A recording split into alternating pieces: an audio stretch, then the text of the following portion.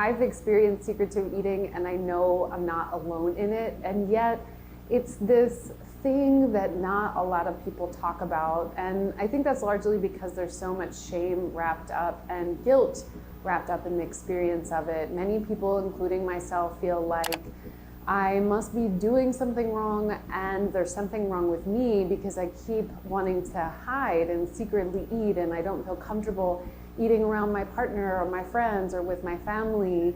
And there's not really a way or a sense of how to get out of it. And because it's something that not a lot of people talk about, that's what I'm going to be doing in this video. I'm going to be talking to you about common reasons why you might be experiencing secretive eating and some questions that you can ask yourself to understand why the secretive eating is happening.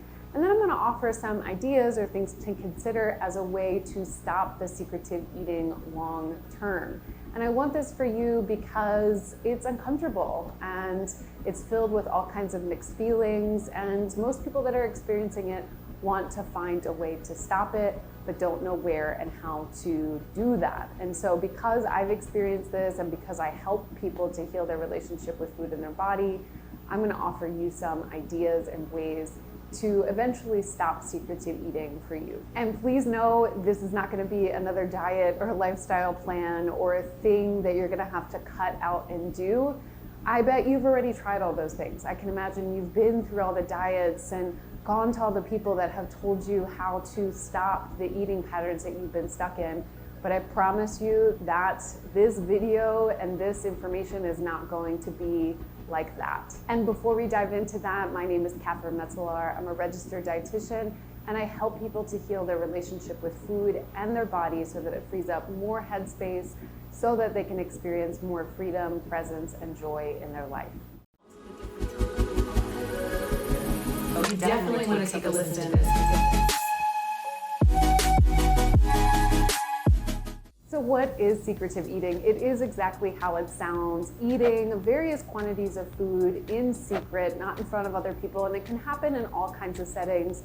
Some people eat secretively just in their room, some people will hide in certain places like closets and other rooms in their house. It can happen in places like you leave the home and go to a gas station or a separate location. It can be in your car in a parking lot. It happens in all different settings, and it's a super, super common experience, but one that most people don't talk about because there's so much guilt and shame. And then oftentimes when people say that they're experiencing it, most people and this culture blames the individual and says, you lack self-control and you should really get it together and you should go on some kind of diet in order to fix this. And that only leads to the secretive eating continuing to happen and leads to, honestly, more confusion and shame and guilt. There's got to be something wrong with me because, gosh, everyone around me in my culture is telling me this is about me controlling it, and yet I can't control it. The reality is, though, it has nothing to do with control, and there's definitely nothing wrong with you. And so let's talk about some of the common reasons why you and others might be experiencing secretive eating. One of the first things that I like to look at when it comes to secretive eating is what was food like growing up for you. This means what was the food environment like? Were there any rules around food? Were there good and bad foods? Did it feel safe or not to be in the kitchen? Did your parents or caregivers say anything about the food that you were eating or try to control your intake? The way that we experience food and the things that we're told, and they could be things that are sort of innocuous or our parents didn't really intend to, and the spectrum really ranges all the way to really mean, hurtful things. Nonetheless, we want to look at the food environment because how we experienced it will impact our relationship with food as we become adults, even if we're not aware of it. So this is a really good place to start, and often for a lot of people is at the root of their secretive eating. If you were told that there are good and bad foods, you're going to feel like a good or a bad person when you get older for eating those foods. So of course, you're not going to want to openly eat certain kinds of foods in front of people because there's a fear that they might say something, that you might be judged, that you might be treated in the same way that your parents or caregivers treated you. It's also not uncommon that secretive eating starts in childhood. So what's happening in the household is that kids aren't getting access to a range of foods, a variety of foods, There's lots of foods that are being restricted or demonized, and then therefore they end up finding secretive ways of eating. This can also occur in food insecure houses when folks don't have consistent access to food. And the same situation can happen where there's maybe not foods at home, but then there ends up being access to food in certain situations, and then there's some secretive eating that can happen. The second really common reason that secretive eating happens is because of dieting and food restriction, and this can happen at any point in our life. We are told to eat certain kinds of foods and cut out certain food groups, and it's ever changing, and we can't ever hit the target, honestly. And we're sent so many messages because we exist in diet culture that it leads to lots of secretive eating. We feel a lot of shame, there's something wrong with me, or guilt, I did something wrong, when we end up eating the foods that we're being told that we're not supposed to eat.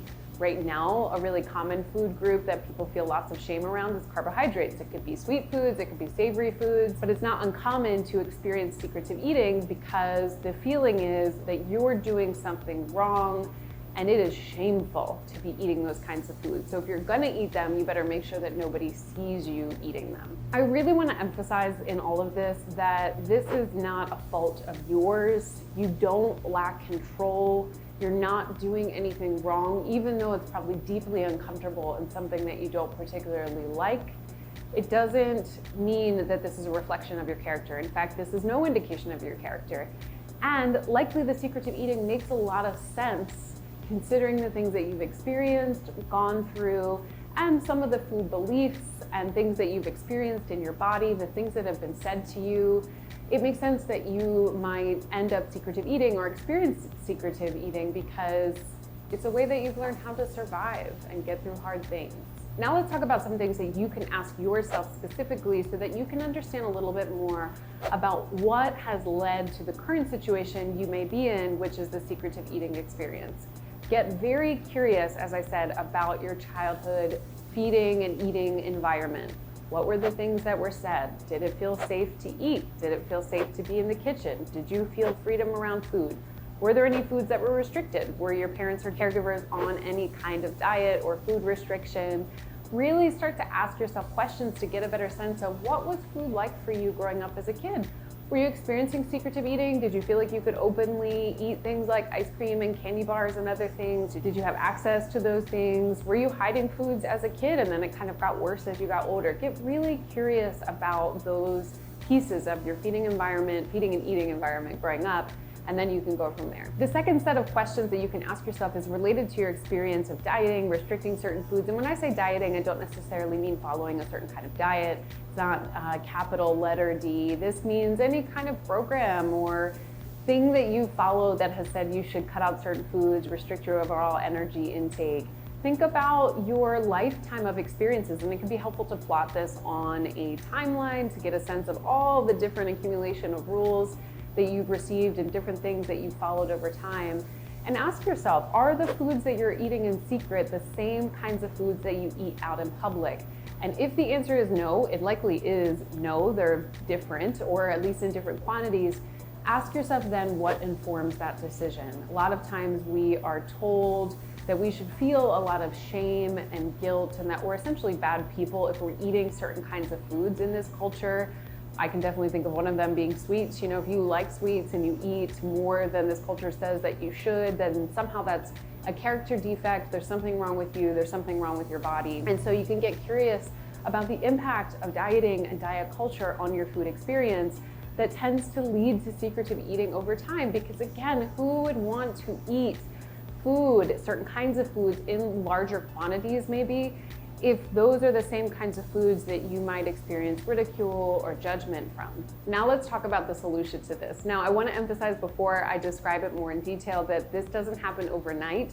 It is progressive, and we can't go from 0 to 100 or 100 to 0 in this case of working to reduce the frequency of secretive eating behaviors, because we have to understand what's going on first. I know that's not the attractive part or the sexy part, but if we don't fully understand and practice compassion and understanding as it relates to what led us to where we are now, we skip over a lot, right? We need to gather more information. We need to understand what's going on. We need to understand what's happening for us when we're experiencing secretive eating, and then we go from there.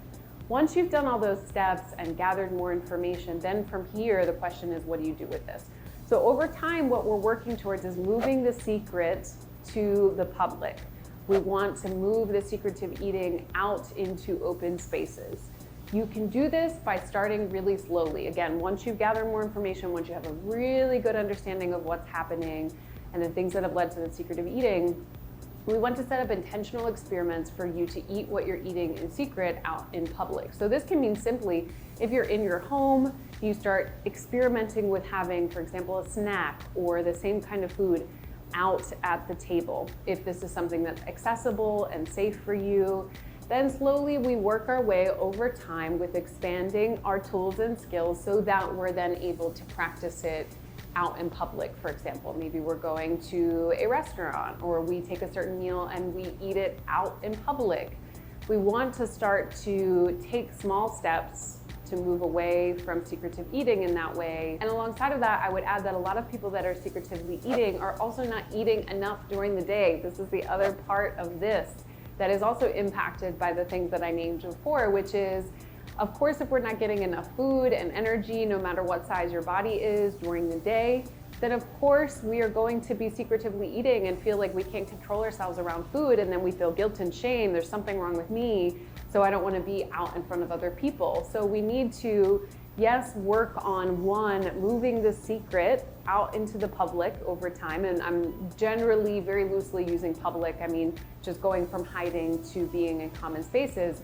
But we also want to take a look at what's our overall food intake. Are we getting enough food over time?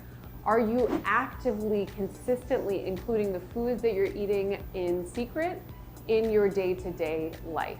Those are three big areas that you want to ask yourself, practice, pay attention to in regards to secretive eating if you want to reduce the frequency of secretive eating and stop it eventually over time. Secretive eating is super common, and I want you to know that you're not alone. There are ways to stop it over time, and it is not a reflection, an indication of your character. I hope that you enjoyed this video. I hope that it was helpful. If it was, give it a like below, and I will see you back here soon.